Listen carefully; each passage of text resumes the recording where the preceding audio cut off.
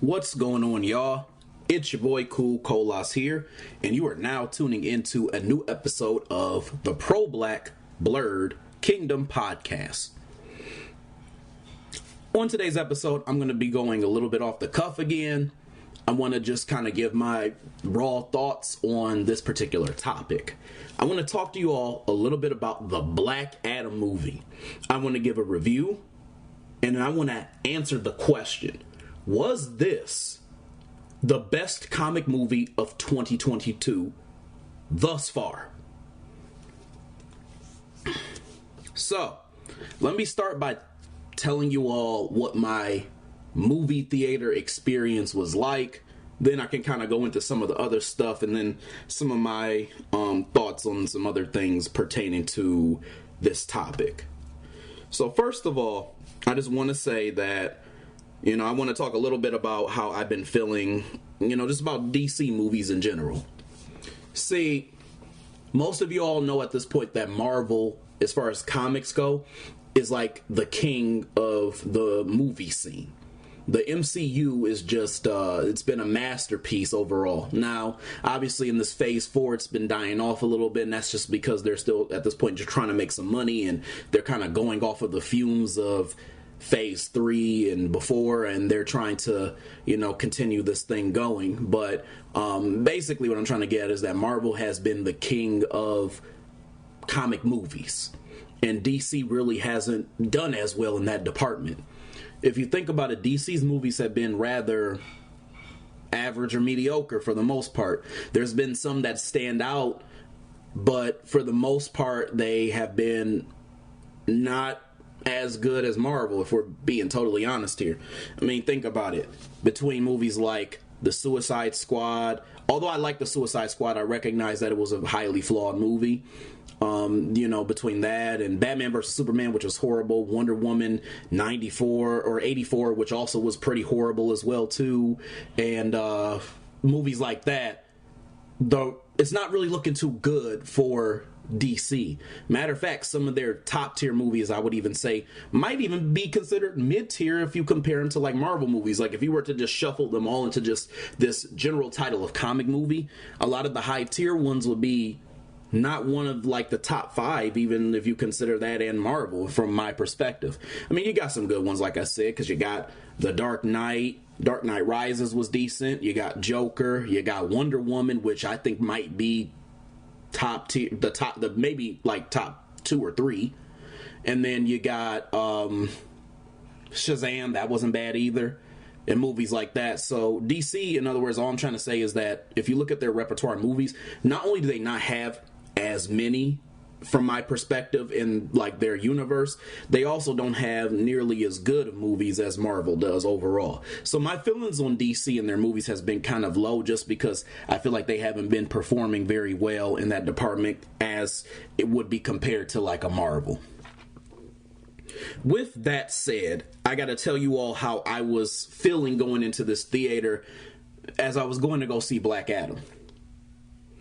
Now, to be totally honest, just beside everything I just said about Marvel and DC, the one thing that I need to point out here is that comic movies, comic shows, really TV and movie anything, is just filled with a lot of random agendas, random tropes, and things that are just hidden into the movies message wise, that are just beyond us being able to enjoy seeing a flick.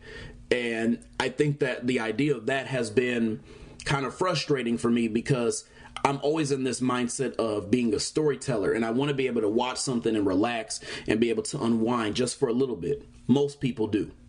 But I feel like it's difficult now, because most of the time when I see a TV show or a movie, even if it's not even comic related, I guess at this point, there's some type of trope or agenda in that, and I find that to be kind of frustrating, because it automatically makes my storytelling radar just go off.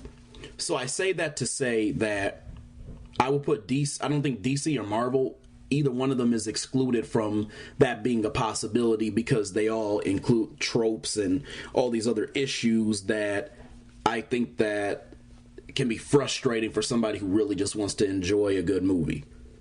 So I say all that to say, I haven't really been all that excited for a lot of the movies that have come out overall, because I know that this is a thing. And it's hard, and at this point it's really difficult to turn that switch off. Although I'm good at discernment, I'm seeing more of like the issues than I am just being able to enjoy the story, I guess is what I'm getting at. So with all that said, I would say that going into this theater, there weren't very many movies that I was super excited about. But what I will say for Black Adam is I actually was a little excited for that. And the reason why is I had a feeling that the way that they may write it may be kind of legit. I don't know. I just had a good feeling. I didn't really have like a good rationale, as to why I felt like this movie would be different, or why I felt like this movie was going to, in my eyes, was going to be a good one. But from my perspective, I just felt like I just had this feeling that it was just going to be a like overall like decent movie. Like it was going to be well done. Maybe even a revamp to a certain extent. I just had that feeling. So, as far as going to the movie theater, I went on a Sunday, and I went with my wife, actually, and the two of us wanted to go after, I think we had something going on that day. I can't remember what it was. I want to say that we were coming from, I don't know if it was that we were coming from out of town or what we were doing, but we had gone somewhere, basically. Oh, I remember what it was. My wife had came from her like church service, and I was going with her, to the movies, like after she had gotten back, because I was taking care of some stuff. And so, again, we went on that Sunday, and when we got there, it was pretty empty, and that's how I like it. I don't like when there's a lot of people in my movie theater. I don't like when you have your badass kids and all this other stuff. And mind you, I don't mind kids or anything like that. I just think that when you're in a movie theater, it's very difficult for you to be able to have them sit still and to be able to, still try to carry on and enjoy yourself while you're there. You're listening to the movie or whatever. So the point I'm trying to make, though, is that like there weren't a lot of people in there, and I was very happy with that. I like the tranquility. I like the idea that it felt like it didn't feel stuffy. So my experience going in was already positive, because I don't like a lot of people. I'm gonna be honest with you, I don't really like a lot of people in certain settings in general, because it's just a lot of energies and a lot of stuff around me. But at the same time, I just really prefer it to be kind of quiet, so I can really like enjoy the movie that I'm watching. So I get in there, we sit down, movie starts, and one thing I gotta say before I go forward, though, is during my movie theater experience, I was kind of mad at first, because when the movie first started, they had the characters in the movie speaking a different language, and then the words were getting cut off, and I'm sitting there like, can y'all like make the shit bigger? Like if we go pay to watch this movie, y'all can make it bigger so we can read what it's saying, because we obviously can't understand them because they were speaking in a different language, because these were like Kandak descendants, basically, and they were speaking in some type of language that would have been, I guess, somewhat similar to like what Egyptian people would have spoken, and I couldn't understand them, and they had the caption at the bottom, and the caption was getting cut off. That was frustrating. And so I was sitting there squinting to try to see what it said, and I'm like, if y'all don't make this shit bigger, like we say Aaron paid this money, y'all better make that bigger. So anyway, let me tell you all about the movie first, and then we'll get into pros and we'll get into cons, and then we'll try to answer that question that I stated at the very beginning that I wanted to try to answer. So at this point, I just want to say, if you have not seen the I almost said Shazam. If you have not seen the Black Adam movie at this point, this is not the podcast for you. Turn it off, go watch it, and then come back and listen to this, because this is going to have all the spoilers. I'm going to spoil the entire damn movie. So in the very beginning of the movie, they showed these slaves that were in Kandak. And I think they were slaves, or they were just workers. I'm not really sure like what the true depiction was there. I would say slave, though, almost from like the way it kind of looked. you had these like slave workers, whatever they were, who were looking for this artifact. And the artifact was this crown. And so I guess the idea there was that whoever was to get this crown was to be granted something special from the king, I guess, was kind of like the idea there. And there was supposed to be power within like the crown. I think that's the reason why everybody was searching for it. Everybody was trying to find it. Everybody was trying to get it. So at some point, this person found the crown, and then they basically were thrown off the top of this big ass like structure that they were on by one of the I guess, I don't know if this was like one of the king's people, or this was like somebody who I guess was supposed to be like a servant, like a higher level servant of the king. But he threw the person off the building and took that crown, I guess. And so there was a boy who was there, who was amongst those people, like the slave worker type people, and he scooped up the crown basically and tried to, take it, since he saw what happened when that person got thrown off of the top of that building, or the top of that structure. And so there was a big scene where they kind of went into this like backstory about how there were some issues with the king wanting to find the boy who had done this, and for him to get punished and all this other stuff. And they talked about how the boy disappeared, and it was kind of going into that little backstory. So it kind of started off with that, just showing the history of what happened in Kahndaq. At some point it went into this thing where they talked about how what Kahndaq had turned into. So they talked about how there were these people who were supposed to be kind of terrorizing Kahndaq and trying to like take control of it. So it kind of had that type of almost what's the word I'm looking for, that this like almost like terroristic type of thing like that was going on.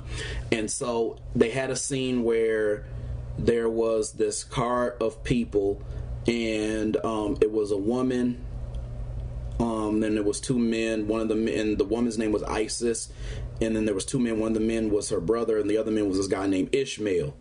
And so they were trying to go across this border because they were trying to go to this, I guess, temple where they thought they would be able to revive the champion of Kahndaq from back in the day, which ends up being Black Adam. So I guess what ended up happening was there was this kid that was there, and he was trying to distract one of those guards who is gatekeeping, I guess, the Kahndaq or whatever. And he ends up getting distracted so much that he ends up kind of like letting them through, because he's just all thrown off and all this other stuff. So eventually, like, they go through this border, or this border that's being gate-kept by these different people, that I guess is supposed to symbolize some type of, I don't know if it's supposed to be a U.S. military or like some type of like military force that again is trying to colonize modern day Kahndaq. So they go past this border and they finally get to this temple. Now, while they're there, I think there was another, actually I take that back, there was another person who was with them as well too, I believe. And so while they were there, they ended up getting to this temple, and the brother ends up staying in the car because he says, I have a bad knee, I ain't trying to mess with all that.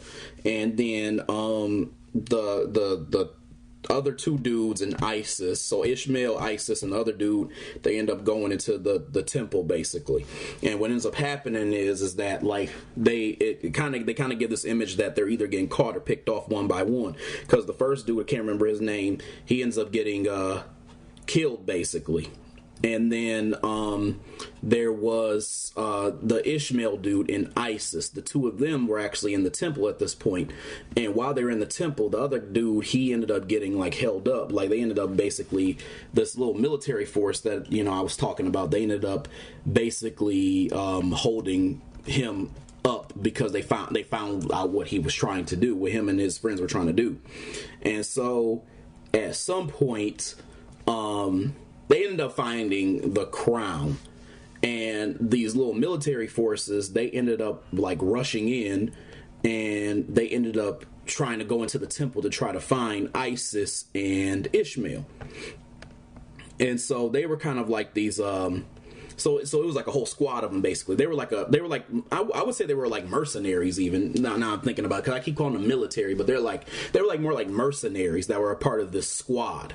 And so these mercenaries basically go into this temple, and they find Isis and Ishmael at the point where they actually have gotten this, that they have been able to get the crown and whatnot. So at some point they capture Ishmael, and they try to hem him up, and then they also show that they had, their her brother, Isis's brother, and at some point she tries to flee, and then this big old thing happens where Black Adam ends up appearing as all this stuff is going on, and he comes to kind of, to some extent, to the rescue of Isis and the brother to a certain extent. But while all this is going on, the temple is collapsing, and it appears that the rocks have collapsed down on this Ishmael guy and all this other stuff, and they try to get out while they can. So at this point it seems like it's going to be Isis and her brother who are trying to escape after they watch all these mercenaries get their asses whooped by Black Adam. Because I mean, Black Adam was straight giving these mercenaries the damn hands this whole damn time. And so what ends up happening is they end up getting away and driving away and whatnot, and they have the crown in their possession. So then that's when we find out that Ishmael, who was initially looked like he was with them, was actually like co-opting or working against them with this group of mercenaries and the squad that he had created, and basically saying like he knows their location and where to find them and all this other stuff. So it turns into this scene where these mercenaries are just gunning for Black Adam, but I mean, this dude is unstoppable. I mean, he's just whooping ass. They're trying to shoot him with bullets. They're trying to shoot him with rockets. They're trying to shoot him with all types of shit, and ain't nothing working. It's just totally not working with dude. So at some point, he ends up basically defeating them, destroying them, and he kind of leaves Isis and them be, and he kind of takes off. Now, at a certain point, it kind of goes to the scene where Isis is able to get back to her home where that kid was, and we find out that she's the mom to the kid who had the skateboard and all this other stuff. So it goes to that part at some point. And so when he opens the door to his room, that kid finds out that Black Adam is there, and Black Adam, he's like kind of flabbergasted, because he's like, oh man, I know you. You're the champion of Kahndaq. And so, Black Adam's looking around, and he's like, basically, I'm not really supposed to be here for real, but I don't know why exactly I'm here, and saying all this other stuff. And so then he's like walking through walls and shit, basically trying to figure out where the hell he's at. And just fucking up the crib and all this other stuff. And then he basically talks about how he needs to be able to figure out why he's here. And so the boy is basically trying to convince Black Adam, basically, you're here because you've come here to save Kahndaq again. We've been colonized, and we've been treated like trash because of the fact that we got like these mercenaries and these basically these soldiers here who are trying to, in so many words, trying to basically rule Kahndaq and be like Kahndaq's, I guess, like pseudo leaders or whatever. And so basically he's like, well, he said that's what y'all supposed to do, go take care of them. And then the boy and his mama, Isis, are like, they got guns, they got all this other stuff, so what can we really do like that? You know what I'm saying? And so, Black Panther, not Black Panther, I'm not calling him Black Panther. Black Adam ends up, kind of saying like, they're kind of, on their own with that. He just needs to figure out, what's up and why he's there, basically. And so At some point, he sees the statue, because it's this big ass statue that's supposed to, I guess, resemble him, or at least that was the belief that they were trying to create at some point. So there was a little thing about that. Then at some point, they cut to a scene, and some of the things I'm saying too might be somewhat out of order, but I'm kind of telling you the gist of what happened. By the way, I just wanted to say that. So there's this one part where,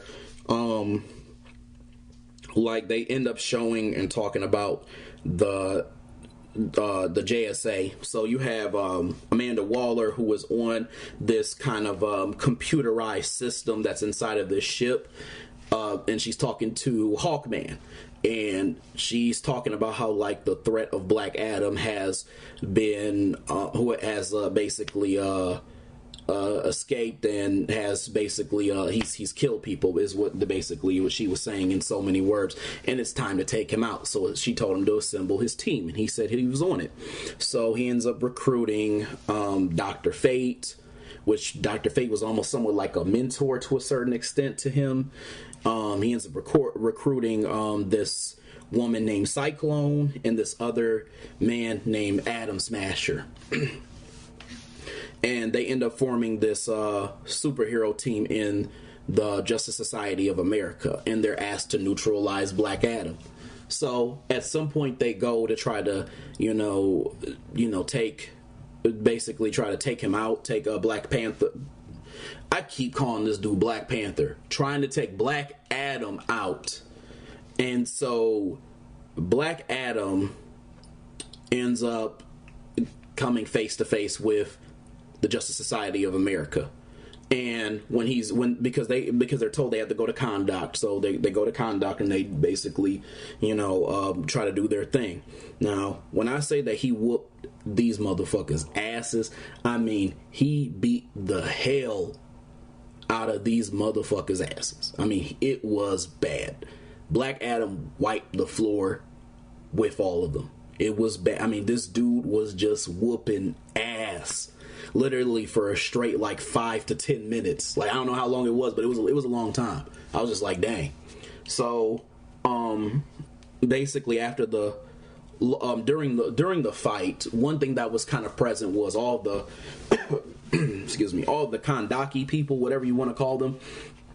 They were kind of like cheering Black Adam on, because a lot of them, kind of like the boy and then his mama, saw Black Adam as this hero who had saved Conduct. So they just saw the Justice Society of America as just another group that was there to help the people who were colonizing them, and so from my perspective, it kind of turned into a thing where they were kind of rooting for Black Adam, despite the fact that he was, this person who kept claiming not to be a hero. That was his main thing throughout this story, was that he is not a hero, right?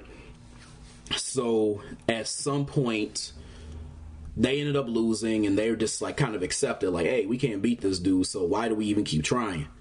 And so at some point, the ISIS ended up kind of doing this thing where she kind of correlated so that they would have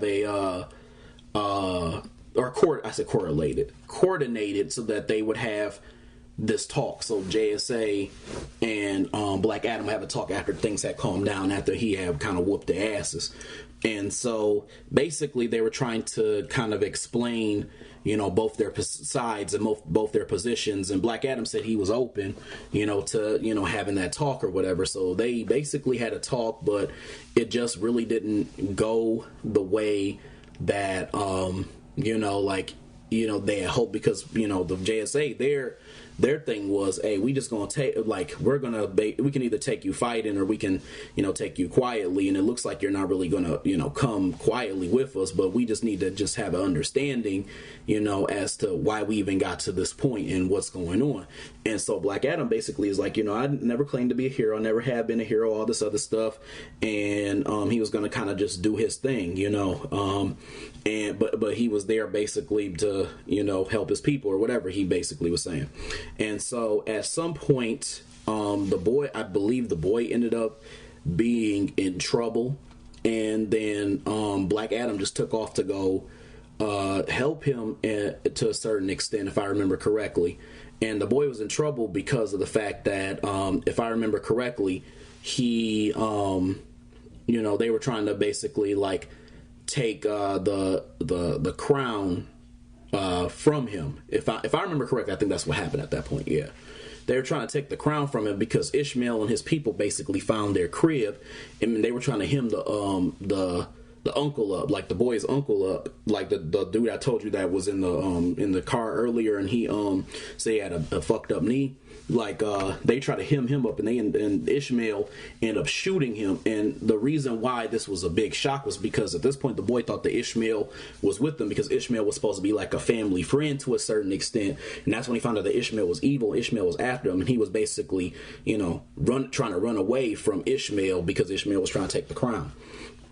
And so at some point, Black Adam had basically tried to have them like let the boy go. So that ended up becoming, a big storyline, like a big thing or whatever. And, the boy was trying to run away basically because Ishmael, tried to, basically just take the crown from him. And Black Adam was trying, I guess Black Adam was trying to save the boy because he thought that the Ishmael and them were trying to like kill the boy in the process of getting the crown, which, I mean, it looked like they were willing to do that basically, and he was trying to, stop that basically from happening. And so, there was that scene. Then at some point, what they end up finding out, because like Ishmael, he's basically successful in getting it at a certain point. And so there ends up being this thing like they do in all movies where the anti-hero or the people who were at least like not really understanding full well what was going on had to like team up. So now at this point, Black Adam is having a conversation now in Isis and them's crib. And because at this point, like, they took the crown, and then I think they ended up getting the boy as well too at a certain point. If I remember correctly, I think that's what happened. And at some point, he was talking to Hawkman in Isis's crib at a certain point. That they ended up getting to it because they were fighting over like what's the word I'm looking for? What alignment that they should be on, because like Hawkman's thing was you can't be out here killing people if you want to do good, and Black Adam's stance this whole time is I'm not like a hero, so I mean if people gotta go, they just gotta go. That basically is what he was saying in so many words. So they got into a fight again. This time Dr. Fate didn't really interfere. He kind of just sat back and kind of just did his thing or whatever the case was. And so at the end of that, after Hawkman got his ass whooped again, because I mean that shit was bad again, Black Adam basically said that he was gonna kind of like do his thing or whatever. And so at some point Isis got them to kind of like I guess like have at least be like civil once again. And that's when they try to do that team up where they all basically say, hey, we got to get that kid back. We got to get that crown back because, I mean, we're basically in trouble, And so, the reason why, and I need to backpedal a little bit. The reason why that fight had happened a little bit earlier was because I think after the kid and the crown had got taken, I think that there were some soldiers that, like some of those like little like mercenary people I was telling you about that were with Ishmael. They had Black Adam had some of them because he was trying to hem them up to say, what'd you do with the crown, what'd you do with the kid, that type of thing, and like they weren't cooperating, so Black Adam pretty much just killed them, and or was going to kill them, and Hawkman like went to basically try to like go and save them so that they wouldn't die because Black Adam would just threw their asses so that they could just die. And I just wanted to back up and say that. So that's why there was a conflict of like what everybody was basically trying to do. And so anyway, so they ended up basically being in Hawkman's ship, and they ended up trying to devise a plan to go and try to get the boy and get the crown. And Isis had this big old pep talk where she told everybody that, they had a common mission and they needed to work together and not have fights and all this other shit. And everybody pretty much agreed to a certain extent. Now, then there was a talk at some point, and it was with Hawkman, and it was Dr. Fate. And I think this was the second time they talked about it at this point, if I'm not mistaken. And they talked about, and Dr. Fate's thing is like, he can see what happens to people, basically. Like, he can see what happens in the future. And he kept, there kept being this tease that someone was going to die. And so at first, Hawkman was like, is it going to be Atom Smasher? And then, he was like, Dr. Fate was like, no. And so then it was kind of, they were alluding to the fact that it was going to be Hawkman who was going to die. And then they were showing a flashback that kind of made the image that he would die. And so then Hawkman was basically like, I accepted my fate. It is kind of what it is. I'm here to basically, seek justice and all this other stuff. So it was kind of like that type of thing. So at some point they devised this plan, and they go to try to save the boy because Ishmael had, him hostage. I take this back. I kept saying they had the boy and they had the crown. I was actually wrong about that, so please forgive me on that. They had the boy because Ishmael couldn't find the crown. That's what happened. So I was trying to recall the whole movie. So again, my apologies. So what happened was that scene going back where, like he was running from Ishmael and them. He had hid that crown basically. And Ishmael basically got a hold of him. This is when Black Adam was trying to stop Ishmael and his mercenaries. But basically, he got a hold of the boy, but the boy didn't have the crown, so he was holding the boy hostage until they gave him the crown. So that's what I meant to say. So I just wanted to correct that statement there. Anyway, so at some point, they end up kind of approaching, the Ishmael and his mercenaries, and that becomes a big old thing. And so they try to do this even exchange. Isis has the crown and she's trying to give it to Ishmael because she don't want nothing to happen to the boy. And then while all this is going on, shit gets real tense, and then Black Adam basically rushes in to try to stop Ishmael because Ishmael still tries to kill the boy in spite of all this stuff. So it looks as though he is blocking this bullet, but he does. So Black Adam does this thing where everything kind of explodes around them, and it kind of puts the boy in danger and everybody else in danger. And they're under the impression that when this happens, that it's not Black Adam who did it. It was Ishmael and his people who kind of made everything explode, but it really was Black Adam who did it. And so then, it kind of cuts into this weird scene where everybody kind of disappears except Black Adam and Hawkman. And him and Hawkman are having a conversation. And that's when he basically tells Hawkman about, in so many words, the past. And so he talks about what really happened, and he basically explains that how he wasn't really the hero and all this other stuff, and how back then what happened was his son actually was the person who saved him, because when his son had got that crown or whatever, had snatched that crown up, he basically had these powers where he was able to disappear and all this other stuff. And so they basically were on the hunt for his son who had disappeared when he had got the crown. So what they did was they tortured his family back then, the king did. And so then they killed his wife, and then they tortured him and enslaved him.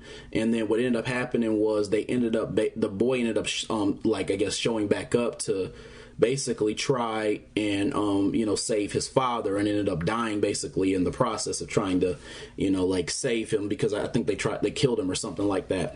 And so then what ended up happening basically was his son ended up giving him the powers of where he could say Shazam basically, and he could kind of turn into this big muscle bound dude like he was. And so what ended up happening was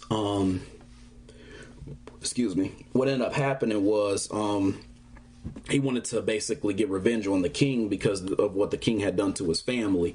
And so that's when he did what he did, and that was kind of like the origin. So really the statue that had been built was not really built in honor of, Black Adam per se, but it was in honor of really his son, because his son had basically saved his life, because he was he was about to, get got to a certain extent, and then his son basically saved him.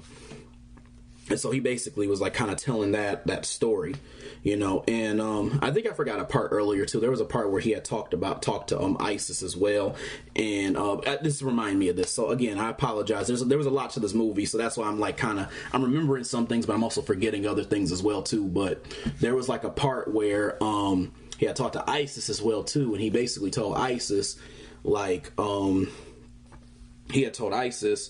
about how like he wasn't really a hero.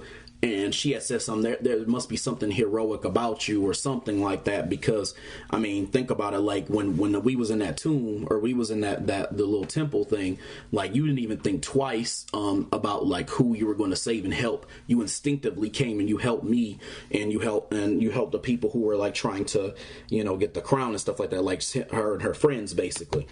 And so I just wanted to highlight that real quick and lift that up, because that separates the conversation he had with Hawkman from the one he had with ISIS, when he was kind of like being kind of like having a deep conversation. Because at this point, at the second time, ISIS had basically taken off, because Black Adam had shown her that like he was willing to put anybody in danger, and so she wasn't really trying to deal with him for real at that point, or at least that was the kind of like the kind of what it kind of seemed like.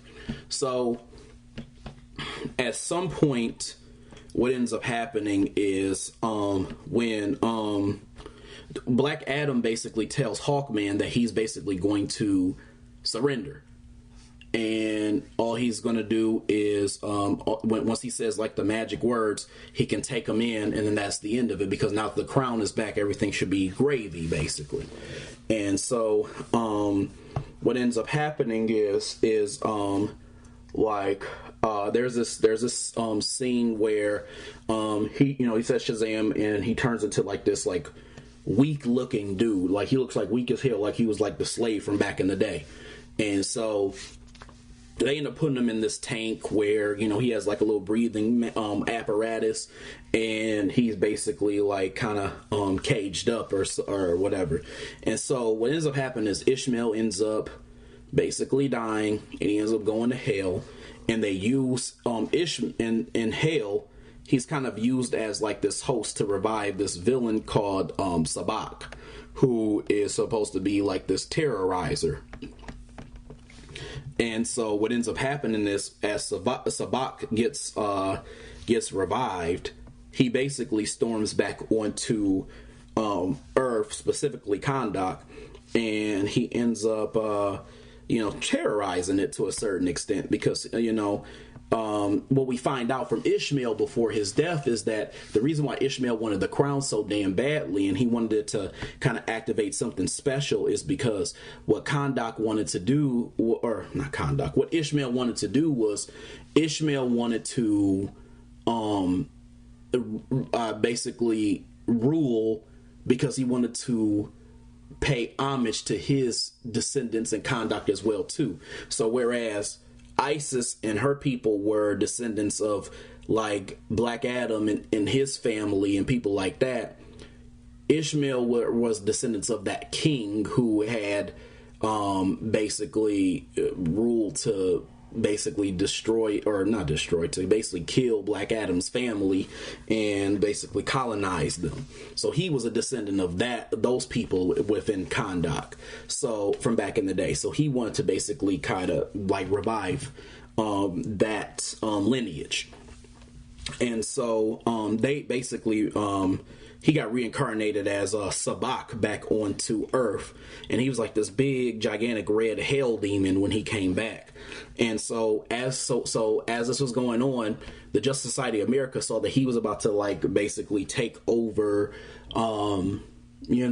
Earth and try to destroy it, specifically Kahndaq first. And so everybody basically was running and screaming, and all these people who had been killed by Black Adam, they had been revived as like these kind of weird zombie looking things, and they were trying to roam the country.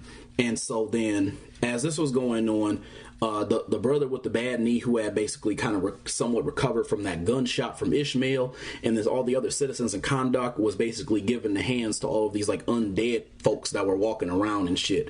Meanwhile, Sabak was about to fight, just Society of America, and at first they were kind of winning at first, but what ended up happening was, they started losing at a certain point, and Dr. Fate knew that he had to do something about it. So what he did was, Dr. Fate, when Sabak was trying to basically sit on this throne, because there was this throne that was known in Kahndaq where if somebody sat on it, they were basically going to be hailed as the ultimate leader or the ultimate ruler, as long as, they had the crown and all this other shit, basically. And so what ended up happening was, they were able to activate the crown, that is. And so what ended up happening was, trying to remember. What ended up happening was Dr. Fate had created a barrier before they were about to go to try to stop Sabak, after they had lost the fight against him after Cyclone, Hawkman and Atom Smasher had lost, against him. And he created a barrier that they couldn't get through. And so then Hawkman is like, what are you doing? And so then Dr. Fate was like, well, I feel like I can change a fate. I looked at my own fate and I saw that there wasn't really too much of anything there. So it's time for me to be able to change things up. So at this point, Hawkman knew that Dr. Fate was going to sacrifice himself in order for Hawkman to be able to live and to be able to thrive and be able to do his thing. And Hawkman was trying to stop him. He was trying to dramatically stop him and break down the barrier. But, Dr. Fate didn't want that. So long story short, Dr. Fate gets into this fight with Sabak and he loses. He puts up quite a fight, but he ends up losing, basically. And he basically ends up getting killed by Sabak. Sabak sits on the throne and he becomes this almighty powerful ass demon, basically. And so what ends up happening is, this is before Dr. Fate had died. This is right before he had died. Right before he had died, Dr. Fate had basically tried to find a way to resurrect and not resurrect, but try to help revive Black Adam, although he was in that chamber, and he gave him the power so that he'd be able to break out in so many words. And so what ended up happening was, he was able to get out of the chamber. He was able to wake up and get out of that chamber that he had put himself in. Black Adam did. And when he got out, there were these guards who were basically guarding the chamber, and although he was just like a feeble slave at this point, or he had that feeble slave image and ability, he was beating the hell out of these people who were basically watching him while he was in the tank. And so then when he finally was able to knock all the asses out, he basically said at some point, Shazam. And he ended up turning back into Black Adam. And that's when he came to basically he went over to where Sabak was at, and he went to go try to have a fight with Sabak. So at this point, Hawkman had obviously gone beyond the barrier because Fate was dead. And that's when, he said, I never thought I would be happy to see you. And so Black Adam basically was fighting Sabak. And so many words, Black Adam ended up basically beating Sabak, but it was with the help of Hawkman, because there was this part where let me back up a little bit. Dr. Fate had this ability where he could copy his body into different into multiple fates. And so Hawkman, I guess, learned that trick from him. And there was this part where Sabak had stabbed Hawkman. We thought that he had killed Hawkman anyway, as Dr. Fate had predicted. But what it really was a clone image, because Hawkman had learned that trick and how to create an illusion just like Dr. Fate was. And he came from behind Sabak and he had attacked him. And he said, yeah, I learned that from an old friend. And at the end, basically, Black Adam had finished his ass off, and Sabak was basically a wrap. So at the very, very end, they kind of went their separate ways. It made as much peace with each other as they could. Talking about Black Adam, Hawkman, and the rest of the JSA that was still alive at this point, they kind of made their peace. It was kind of we good, but I'll be watching you type of thing. And then at some point, at the end, they had this scene where I guess like Isis was there, and the kid was there, because at this point they were glad that Black Adam was back, because they needed a champion who was going to be able to take out Sabak, and they were happy as shit.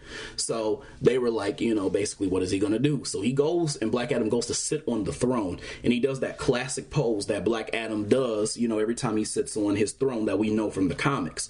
And at the very end, what he did was he sat there for a minute, and he thought about it, then he flew up, and then he destroyed the throne. And he basically came back down and said, like, he said, I'm not trying to be a leader. He said, Kondak already has leaders, and that's in y'all, and all this other stuff. So, yeah, that was basically the gist of the movie. There was a cut scene as well too with him and Superman claiming that he caught a lot of attention and all this other stuff. He caught his attention, and it just showed that Superman was going to be returning, and we saw an interaction between him and Black Adam, and the reason why that had been a thing is because Amanda Waller initially had like contacted Black Adam and said like he caught her attention as well too, because she saw what he had been doing basically, and that's when Superman had appeared. So there was also that. But anyway, that's basically what happened. Now, let's talk about the pros and the cons of this movie, y'all. Let's start with the pros, just because I want to start off on a more positive note. So, the first thing that I noticed about this movie is that it had very few tropes. There may have been maybe two, and they weren't really even all that in your face like that, like tropes usually are. Matter of fact, the only two tropes that I did see was I saw a little white saviorism, because I saw some issues with, Dr. Fate, who was white, a white man being like this mentor for this black man and Hawkman, almost like a kind of like a guide, and he was the only reason why he was able to succeed. And then the only other trope that I saw was some carbon copy isms in there as well too, because Cyclone, I don't believe, was originally a black woman. I think she was a white woman, and now they had her as a black woman, but that's it. But nobody really knew Cyclone, so it didn't seem very obvious that this was a carbon copy, although it was. And then the white saviorism thing in Dr. Fate was kind of overshadowed by the fact that the actor did a phenomenal job on portraying that character. And that brings me to my second point, which is that the actor for Dr. Fate did an incredible job on that character. I mean, I was so impressed by his acting job, not even just because he did a sacrifice and that was a big deal, but because I think the actor really bodied that character, and he basically like had a lot of fun with it. And a lot of people, they wanted this actor, and they really wanted this actor to play this character in Dr. Fate. And so I think that a lot of people like were happy that he was casted as like the Dr. Fate character. So I personally would agree though with people. It was the guy's name is Pierce Brosnan. He was the person who played Dr. Fate. A lot of people were happy that he was casted as him, and I would agree that he did a phenomenal job there. Now, I liked Aldous Hodge's character, Hawkman. I thought he did an excellent job. That brother was really like pristine in the way that he executed that character. There were a lot of positive images with him, with his character, and then with the other like characters as well too, who are black in this movie as well too. So I liked his character. I liked the fact that he was portrayed as this brother who was he was wealthy, he lived in this mansion, he was intelligent, he was a decent fighter. I know a lot of people are like, oh, he got his ass whooped, and I'm like, y'all, he was getting his ass whooped by Black Adam. Black Adam was the star. Y'all would have been pissed if he was whooping Black Adam's ass, and this is Black Adam's movie. So anyway, his character was very interesting, and it would be cool to see who they have as his Hawk Girl, and it would be cool to see what they do with him. So for me, what I'm hoping for is that they actually add like some type of spinoff or something where I'm able to kind of see more with his character. I liked Cyclone as well too, and let me tell you what I liked about her. Everything I liked had nothing to do necessarily with like who the character was per se, but kind of like everything, around her being a sister, or them creating her as a sister. I like that she was feminine. They didn't try to make her like masculine or burly or anything like that. I thought they were going to kind of push her into a love angle with Adam Smasher, but they didn't end up doing that, and I'm glad they didn't end up doing that. So there was no like kind of like swirling that they were trying to, like, little agenda they were trying to do. I like the fact that they kept her an authentic, like, girly, feminine black woman who had cool powers. Like, her cyclone abilities are really cool, and like the cinematics that were created around that were very, very cool. I think between her and the cinematics they created around Dr. Fate's character were probably some of the best in this actual movie. Like, when she used her cyclone powers and when he would use his kind of Doctor Strange-esque type of ability. Next thing that I really liked, I thought that The Rock was the perfect person to play Black Adam. And let me just say this too. Before Black Adam came out, I even told my wife, before this was even teased, I said, I think that The Rock, Dwayne Johnson, will be the perfect person to play Black Adam because he looks just like him. Like, same build, same skin tone. He could even body the demeanor. All you gotta do is give this dude some pointed ears, and he looks just like him. And mind you, in the movie, they didn't give him pointed ears. Now, some people may be upset about that. Me, personally, I didn't care. It would have been interesting if they did, but I didn't really care. But anyway, he was the perfect person. He really bodied this character. And it wasn't like, a lot of people's complaints about The Rock's acting is that he's the same actor in every single movie that he does. In this movie, I feel like he really just embodied Black Adam in a way that I appreciated. I thought that he did a great job. I thought he did a phenomenal job. And like I said, he looked the part. Like, I feel like he was really made for that role. And I only feel like there were a couple actors who were made for the role of certain comic characters. And the ones that come to mind for me are, for example, Heath Ledger when he played the Joker. He was perfect for that role. Michael B. Jordan as Killmonger, perfect for that role. Robert Downey Jr. as Iron Man, perfect for that role. Who else is perfect? Grant Gustin as Flash, perfect for that role. Like, there's a lot of them, but I'm just telling you, like, he's somebody who I feel like is probably going to be one of the most perfect actors for this comic role. The action was phenomenal in this movie. That was another pro. I mean, like, it was Black Adam just whooping ass 24/7. He was beating the hell out of the mercenaries, beating the hell out of the Justice Society of America, beating the hell out of Sabak. Like he just looked so dominant, and the action was just so well executed the entire movie. Like, it was nothing but nonstop ass whooping, and like I said, and people died, and it wasn't like a thing where they were trying to make it like real PG or anything like that. Like, they actually made it like kind of normalized that he was this anti-hero that wasn't above like just killing somebody to end them if he had to. I love how they played that. They did, to me, that was very cohesive, and it was a way to create an anti-hero character without this feeling of almost like putting them in that role too fast. Because that was one of my fears about this movie. My fear about this movie was the same fear that I had about like the Venom movie, which was, I wish that we could see this character in a villain role and have them progress into somewhat of an anti-hero. And I felt like them just immediately making them a protagonist would initially kind of create this heroic, like, what's the word I'm looking for? This heroic tone, I guess. And that was one of my fears for Black Adam, is that they would make him too heroic by making him the star. And it wasn't like that. I mean, like, yeah, he did some heroic things, but for the most part, he wasn't. He was like this anti-hero who was just doing what he felt like he had to do and he needed to do. And they really were good about being consistent about how they portrayed that, in my opinion.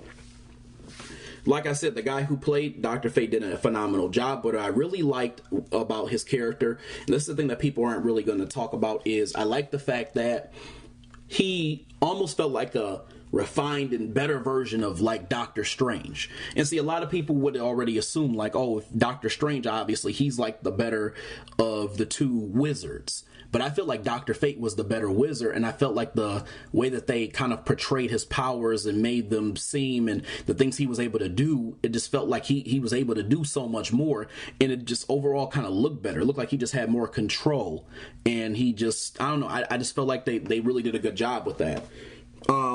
Another thing too is that I thought was good was I thought the twist with Ishmael was pretty interesting as well. The fact that he was a descendant of the king was really interesting. He's all about conduct, just like Isis was, just like her brother was, just like the kid was, and all this other stuff. But he was on like the dark side of that. I thought that was really cool. And see, I didn't know that they were going to kind of go in that direction at first. Now, as the movie kind of progressed, I kind of figured that they were going to kind of explain what his allegiance was to having that crown, but I wasn't sure necessarily how they were going to explain it, but I knew it had something to do with something from back in the day. But the way that they twisted it up, I thought was very interesting and well executed. This is another thing that I thought was positive, and this is something that I think that people aren't necessarily going to notice. Adam Smasher, the only other white dude outside of Fate who was part of the Justice Society of America, he was the comic relief. Now, some people are listening to this and they're saying, okay, what does that have to do with anything? Let me explain why I think this is a positive. Most shows or movies where they try to exploit or portray some form of diversity, what they try to do is they make the black person comic relief. They make them the sidekick who's kind of goofy, who's not necessarily as, strong, powerful, or taken seriously as the main character, is usually the person who makes everybody laugh. And this was one of those movies where the white dude was doing that, not necessarily a black dude who wasn't being taken seriously.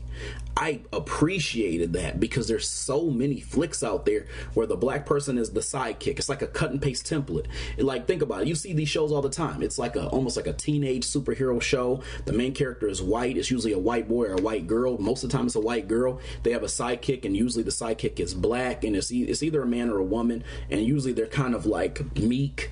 Usually they're like a nerd or something like that, or usually like they're a sidekick, or they don't have powers, so they're essentially like not as like powerful as like the main hero is. And we see a lot of examples of something kind of similar, but it's kind of twisted around. So not necessarily like the high school teenager example, but there's similar things. Like, for example, Arrow, you had Oliver, right? And then you had Joe, who was like his dad. Joe was a police officer. Or no, I'm sorry. Oliver and Diggle. I'm so sorry. Please forgive me. I'm getting him mixed up with Flash. You had Oliver, and then you had Diggle.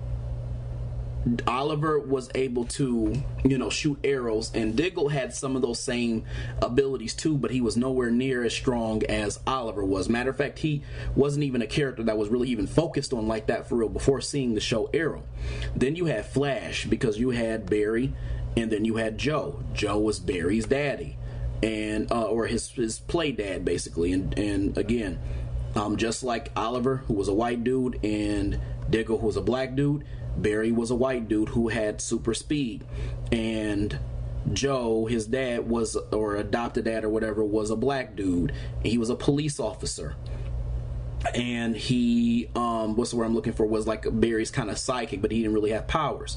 And then think about like, even like some of the Marvel movies. Think about Iron Man. You had War Machine. He was like a great value version of Tony Stark. And then you had Falcon, and you had Captain America. Think about it. Sam Wilson was basically like a great value, as Falcon was a great value version of, Steve Rogers. Now, those characters aren't necessarily all goofy. The black characters I'm talking about, some of them were actually rather serious, but they always were like second fiddle. The point I'm trying to make, and the reason why I'm relating it to this, is because this was that movie where they had a comic relief character and they didn't make it the black person. And I love that. That was great to me. Like, that is, I can't believe I'm at the point where I'm saying that was a positive. This should be a norm, but it was a positive at this point because of everything that I typically see. Another thing I liked is this movie had humor, but it wasn't overly corny, like a lot of Marvel movies. A lot of Marvel movies, their jokes are kind of like over the top corny, and sometimes they're not even funny. It's just like they're just making an extra attempt to try to be humorous in every single thing that they do. And this movie had jokes, but it wasn't like over the top, and I did really appreciate that. Like, appreciated that there was like still like that serious tone to it, and then like they were able to make jokes that were actually funny, but it wasn't like too much for you. Another positive that a lot of people aren't going to catch, and this is one of the things that really, really, really just did it for me with the movie, like just was good in my eyes, great in my eyes even. the messaging was very powerful in this movie. And I'm going to break it down for you. In the very beginning, think about it. You had these worker slaves I talked about, worker/slaves, and they were working on these. They were basically chipping away at these rocks to try to find this crown. So they almost, in a way, represented black slaves, right? Trying to look for something, some type of treasure. And it was, if you look at like the worker slaves who were working, they all looked like they were melanated, whether they kind of dressed them up or darkened them up or whatever the case was. I'm not going to speak on that per se, and because I'm just talking about the symbolism of it all. They appeared to be very melanated. They appeared like, you know, they had darker skin, kind of like the Egyptians did. And so they were working to try to find this artifact for a king, you know, and so that they could be rewarded in the process. It's almost as if it showed that situation back in the day where blacks were enslaved by the white or pale looking Arabs. Because if you look at the way that the king looked, he didn't look like he was a brother. He looked like, he kind of resembled that of like a pale Arab, like even when you looked at the image of him in this movie. So I like how it kind of foreshadowed the issue of how Kemet, you know, like Kemet from back in the day that we all know of, turned into Egypt and became Egypt, and how like it once was a land that was filled with melanated brothers and sisters is now this place that is filled with kind of pale looking Arabs. It almost kind of showed that kind of line between where you had these blacks at this point that were enslaved in this kind of Kemet-esque looking place by these white Arabs that were looking for these resources in this place where black folks had thrived at this point. So I kind of like that imagery, and that's what it showed in the beginning. But not only did it just show that imagery, it also showed the power of being a black person who comes into contact with something that may have been powered by their gods. Think about it. That crown had some powerful symbolism, that like as if it was powered by, you know, some type of god. And if you think about it, all of the gods that we know today, even like the Greek ones and the Norse ones, they were originated and stolen and crafted based on the Egyptian gods and other African gods that were made back in the day. So this movie is symbolic to that because it shows how melanated individuals, black folks, are trying to go after artifacts that are going to power them, you know, and are going to, that are basically a gift from their ancestors, like a gift from their gods or the gods who they, you know, tend to worship. And so showing Black Adam and his family and them kind of being in that position where they're able to activate the powers of the gods that they, you know, worshipped was very interesting, because they were literally portraying it as if these were black folks who were coming into the powers that have always been bestowed upon them because of, you know, the gods that they worshipped. I thought that was really, really interesting, because it's interesting how, you know, The Rock, like I said, is a black man. And I get it. Some of y'all are listening to this and y'all are like, man, The Rock, like, doesn't really, like, represent black folks, because a lot of times they exoticize him. And I would agree with that statement. They do. A lot of times they tap into his Samoan heritage. So they don't really necessarily look at, like, the black side of him. So I would agree with that statement. But I would also kind of raise you up by saying this. A lot of people in ancient Kemet, and again, I've said this before. Shout out to Kevin Daniel. He's like a follower of mine on Instagram. He's at the Instagram name KG Bethlehem. The reason why I wanted to bring him up is because of the fact that he raised a good point. And this is not something I disagreed with at the time, but it's just something that I probably should have picked up on at the time when I was making this Instagram post. But basically, he said that there were, like, you know, light-skinned and dark-skinned brothers in Kemet, you know, back in the day, is what he was basically saying in so many words. And if you look at The Rock, he is a very, like, you know, light-skinned brother. And, you know, some of that is attributed to the fact that part of his heritage is Samoan. But I guess I say that to say that because of the fact that he's still a brother and he's light-skinned, he fits the bill, because there were a lot of light-skinned black folks who were in Kemet. So he's representing the black or the melanated person in this portion of the movie. him and his son, because I think the person who played his son also is partially black as well too. So I said to myself, they actually have black people representing these kind of these roles, like almost as if like to mimic or I guess like portray, you know, melanated people in Kemet from back in the day and kind of what they, you know, would have went through. So I thought that was very interesting.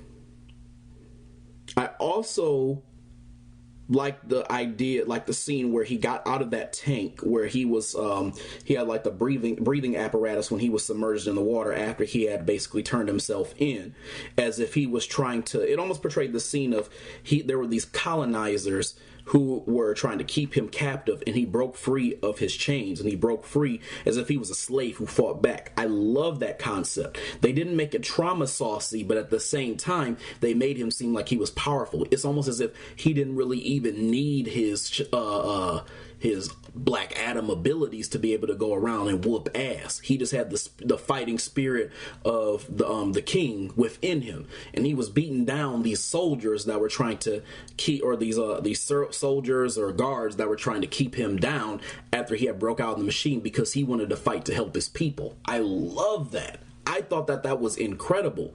I thought that was very incredible imagery, because it showed the power of melanated people in fighting back when they're colonized.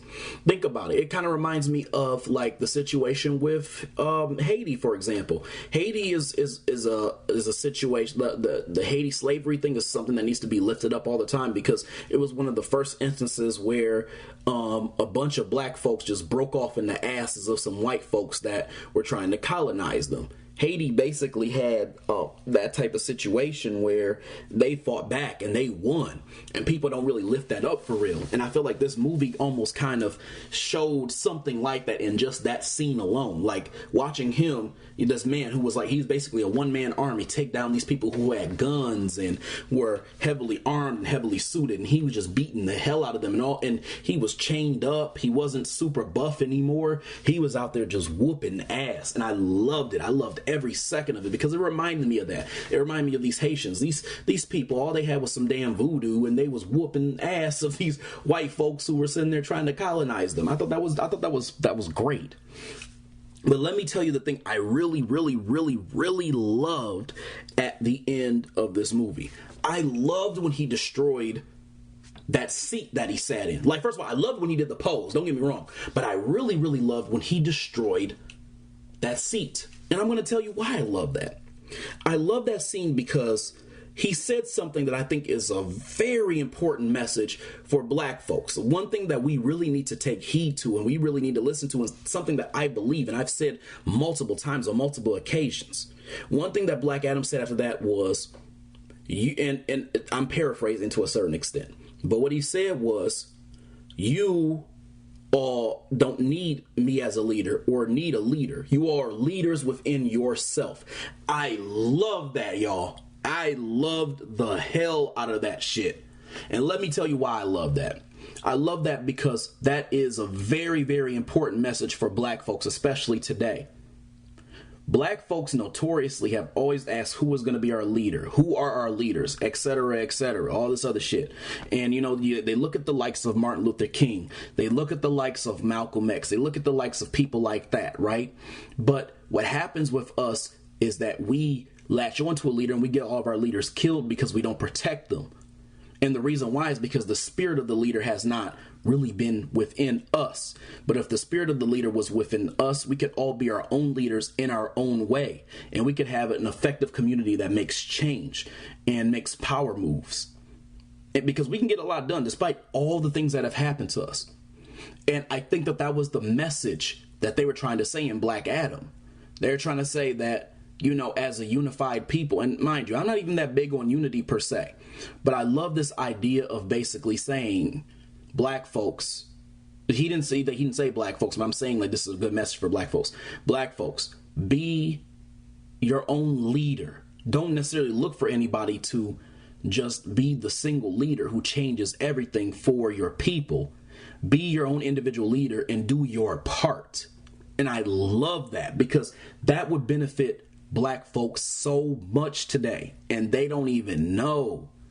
Our people don't even know how important that message is. I love that, love that, love that. I thought that was great. I really did. And the thing was, is again, it wasn't like they were trying to preach too much, or they came off like they were trying to make these like almost kind of quote unquote woke messages. It's just something that kind of was thrown in there that unless like you really, really look deep, you didn't really get to see how important that would be to a society of people. And knowing that this had roots in Kahndaq, which kind of is similar to like a Kemet, because really that's what Kahndaq was. Kahndaq was a Kemet before it was about to be gentrified. That's really what it was.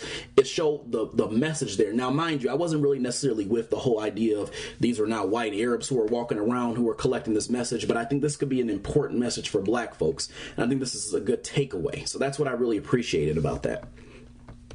Now let me talk about the cons with y'all, because those were all the pros. The first con that I had was that Isis to me was somewhat irritating. I feel like they should have done less scenes with her being preachy, and maybe even less scenes with her son in it as well too. I feel like she did a lot of mediating and a lot of let's come together, let's have a talk, like she was everybody's mama. Now, to me, I would have liked to have seen her maybe in a role where she was more of a, they were kind of crafting her into a love interest for Black Adam. And mind you, they may do that in the future if they make another Black Adam movie. I don't really know. But they kind of just made her everybody's mama. And she kind of like got on my nerves with that. Like, I think that for a character like Isis, I would have liked to have seen her in a more of a power type of role. And I mean, like, I wasn't mad at the actress necessarily. Now, it would have been obviously nice if the actress was a melanated sister. But I mean, like, even if that was the actress that they were going to choose to go with to, you know, play Isis, I think that, you know, they could have just went about that a little bit differently in the movie, like in a way where I felt like could have been like far more effective. Because, like I said, I think that the actress they got to play Isis, I mean, she's pretty, but again, she was almost like the kind of like the nagging mother who basically said, you shouldn't have done that. You shouldn't have fought because you don't know what he's trying to do. Maybe you all should talk it out, because that's the way that we should all handle it. And we all should come together and we all should hold hands, because that's just the proper way to do it. It's like she was wagging the finger at everybody. And I thought that was a little frustrating. I think the tone of the movie also was a little bit unclear. Like, you had your moments where it was very serious, and you had your moments where it was like there were jokes here and there. And I thought that was a little inconsistent. Now, mind you, I thought that the joking was fine. And I thought that there were parts of it that were funny even. I thought that the serious tone was fine. And I took that very seriously. But I think that it just struggled a little bit with trying to try to be consistent with the overall tone of the movie, because sometimes it was kind of weaving in and out of it. Now, this is a minor complaint. This is not something that I think was a serious problem, but it's something that I just noticed. I felt like it struggled a little bit with that consistency. I can't really put my finger on what it was, but it just felt like there was like a mix of tones, and it didn't really know what it really truly wanted to be. Now, I'm not saying that it was a total humor movie, because really the only bouts of humor were like Adam Smasher as a character, and then the times where you know, they like Dr. Fate was sitting back and watching Hawkman and Black Adam fight and go back and forth and bicker, and they were making jokes about sarcasm and all this other shit. So those are the only times like humor was really there, but I felt like they just struggled with the consistency, in my opinion, a little bit. It wasn't a big thing, but there was a little consistency struggle. The third thing I didn't like, and I think this might have been the biggest problem, one of the biggest problems, if not the biggest, is the villain wasn't strong. Yes, I liked Ishmael's twist, but I thought that he wasn't really a strong villain. I thought that he was forgettable. I thought that they could have explained a little bit more about the backstory of how he was cool with Isis and the boy and the brother and all this other stuff, but they didn't really go into that. They just went right into the fact that he turned on them and that he was and he basically was a descendant of the king. But they didn't really explain like how he got close to them or all, so they didn't build up on that too much, in my opinion. I think they could have done a better job there. The next thing that I thought was bad was the Justice Society of America thing. Was like the cast who played them. They seemed just thrown together. They really didn't seem like there was a rhyme or reason behind why they put these specific people in a group. Like, why Cyclone? Why Atom Smasher? Why Dr. Fate? Why all these people just randomly kind of thrown together in a team? It didn't really make sense. Now, all they did is explain like how their powers could potentially be beneficial to neutralizing Black Adam, but they didn't really explain like the origins of how these people met. Like, how did Hawkman meet these people? How did or what was the? Well, I'm sorry. Let me go back. I said that they showed how he could neutralize Black Adam, how these characters could neutralize Black Adam. I take that back. They didn't really show that. What they did was they kind of showed what their powers were, but they didn't explain how they could have neutralized Black Adam. So that to me wasn't really that great. I thought they could have just done that a lot better, in my personal opinion. I thought that Dr. Fate, although he was incredible, I think that Dr. Fate, because of what his powers are, should be black. And that's, again, a gripe that I think some people might disagree with because the actor did such a good role. And I'm not denying that he did. I just think that, like, if we're talking about, like, cultural accuracy, I think that he should have been a brother. I mean, he has a power, I believe, called Eye of Horus. Especially if you play the Injustice game, he uses that power. And if you think about Eye of Horus, that goes right back to ancient Kemet and some of the symbolism there. And that goes right back to that cultural appropriation thing that I've talked about in the past. This idea of taking black characters or black gods or African gods and turning them, whitewashing them, turning them into comic characters and throwing them back to people. That's kind of what they did in the Dr. Fate character, and they kind of carry that on by not making him black. And I think there's a lot of brothers they could have actually got to play the Dr. Fate character, and they didn't. So to me, that was kind of a negative. Now, they kind of beefed it up and they made, up for it a little bit by him being a good actor and for everybody being happy that, he was the actor who played the character, which I agree he did a good job. But I think he should have just been black from the get-go, because there's a lot of brothers who could have really bodied that role. The last thing that I would say is negative. This is more of a neutral than a negative. And notice all my cons are kind of like low-level cons outside of like the villain thing and whatnot. But in some parts it was a little predictable. I kind of knew what was going to happen. I knew Aldous Hodge's character, the Hawkman, wasn't going to die.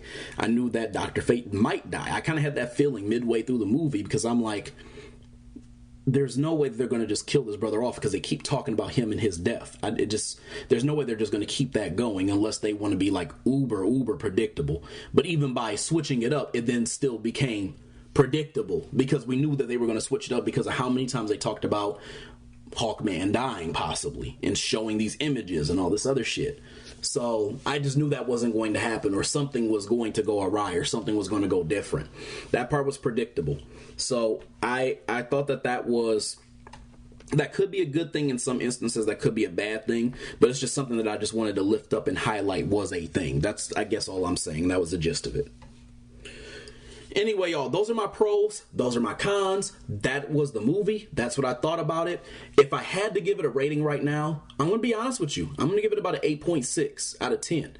Now, that sounds high, but really, to be honest, all of my cons were pretty nitpicky. They're nitpicky cons. They weren't big-time cons outside of the villain not being strong. And for that, I'm going to have to give it a pretty high rating, because the messaging, the symbolism, and even, the way that the movie was structured was just a positive for it, especially for it to be a DC movie. And I can't do nothing but be happy about the way that they portrayed the character and the way that they went about creating the movie. I really thought that this was a comeback. I'm going to be honest with you. This was like Chris Brown in 2010 when he made In My Zone. He had the whole situation where dude had beat Rihanna and all this other stuff. And then nobody was thinking about him because, they were thinking he was, good boy Chris, who had songs like Run It and Poppin' and shit like that. And he came back with this In My Zone. And everybody was like, damn, Chris Brown came back with that fire. That shit was fire. So that's why I say, like, this movie was kind of like Chris Brown in in 2010. It was the movie that DC needed to feel refreshed, and it executed that in a way that was impressive. So I like I said, I'm going to go with 8.6. I'm going to give it the same rating that I gave Doctor Strange. With that said, we still got to see Black Panther Forever, Wakanda Forever. If that movie is better than this movie, which I'm going to be honest, with the things I've been seeing right now, I doubt it, because I have mixed feelings already. This movie might possibly be the best movie of 2022. As of right now, though, for the year, I would say it's the best. I would, as of right now. Now, again, we'll see. We'll see what they do with Black Panther. But this is a movie that I was excited for, and it delivered. And I haven't got that in a pretty long time. So I'm going to rate it high because of that.